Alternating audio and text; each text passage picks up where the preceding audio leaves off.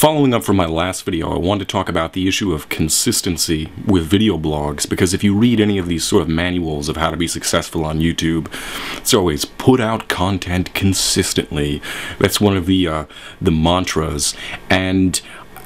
one of my problems with this mentality is I feel that it starts to become the fast food of media.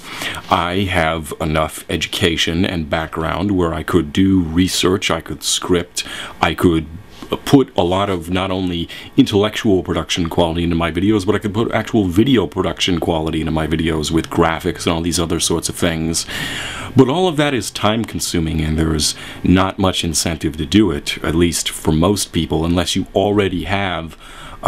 you know, a massive audience, or you're using it as a tool for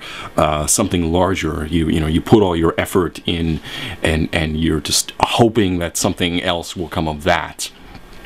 And so the mentality for most video blogging is that speak extemporaneously your opinion, and I got kind of good at speaking my opinion extemporaneously, but the further I got in my own education, in my own looking back at all of the hundreds of videos that I made, I sort of realized that I was not only cheating the audience, but cheating myself to a certain degree, to the degree that I was capable of putting more deliberate thought, of making more high quality content that would have a replay value that extends just beyond the topic of the moment. There's when you're talking about consistency with videos, and you're a video blogger, there's always a push towards talk about what is going on within your own online community, or within, you know, the mainstream news in general, to sort of ambulance chase these issues. And I'm sure that to some degree or another, everyone who's video blogged more than a couple times has fallen for this. And some people, you know, I'm not going to name names, but there's a certain person with you know, millions of views who does nothing but you know, replay viral videos with lots of jump cuts all the time. And there are some people who do work 12 hours a day at crafting their videos, or work really hard to craft their performance, and I do think there are good performers on YouTube. I don't count myself as one of them, and that is also part of my problem. But I even feel that people who come at it from a performer mentality have a kind of disadvantage, or put at a disadvantage, whereas, let's say, let's take The Amazing Atheist, because I know this is somebody who everyone in my audience, nearly everyone in my audience, would be familiar with, and Bill Hicks. Now,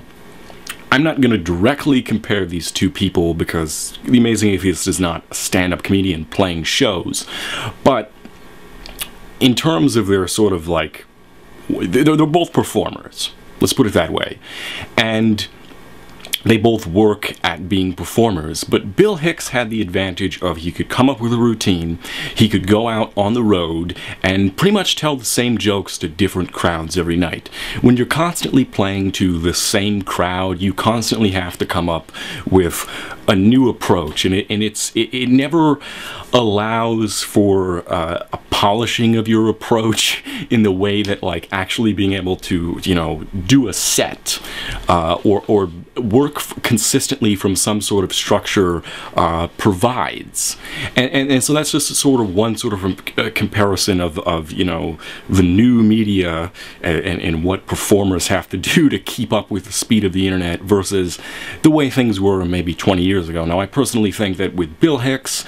you know, you could resurrect him from the dead and he could change a few references in his set, and it would just be as relevant as it was 20 years ago, if that's any gauge of the progress of society now. But I think the second problem for video creators, independent video creators, is that the current online environment is, as much as people hail the downfall of mainstream movie companies and gloat about, you know, oh, we can pirate, and they're, you know, who cares about these companies because they're making millions of dollars.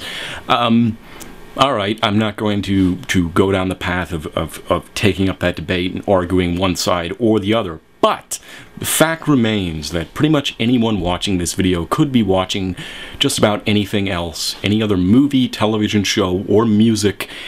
ever recorded. And for example, I made a short film, amateur short film, and I got a comment from somebody, you know, saying, you know, you say Avatar is pointless, but you know, what about this? I posted this because I joined YouTube because it was an amateur video making site, and I was an amateur video maker, and video blogging came a little bit later, and I still post, you know, amateur videos and different video production every now and again. But to compare something made for free to Avatar, which was a movie that cost $500 million, the fact that somebody would leave a comment like that, to me, it really indicates something about the mentality of the audience. Not only are you required to put out a product for free, but you also have to take that free product, make it appeal to the audience. It has to be what they want to hear when they want to hear it, because boring, we could be pirating a movie made for $200 million or $500 million, or I could be listening to whatever music I want that was made for free. A lot of people complain about YouTube promoting, you know, big old media and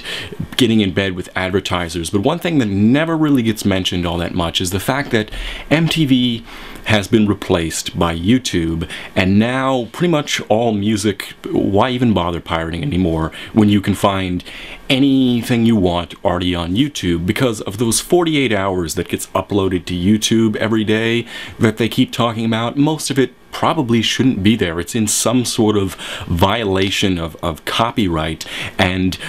so, you know, you're essentially, as a video maker, competing against everything, whether it's made for, you know, no matter what the scale of the production. And so competing for an audience's attention is a daunting process. It's a daunting process to try and maintain any kind of relevance. It's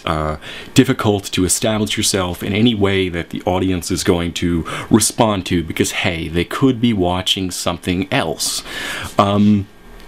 And I think that was somewhat less so when I first started, and it has just exploded where it is the ultimate war of all media. It's not new media versus old media. It's like all media on a new platform against each other. So the environment just, it's cutthroat. I stick around because I've been doing video long before there was a YouTube, and at this point in my life, I'm seriously considering media and the web and content production as my main career path. But at the same time, I still feel this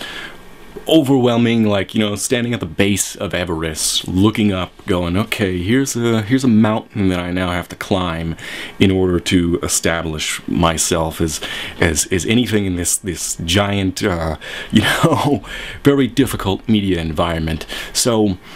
if you are somebody who works in media and has transitioned from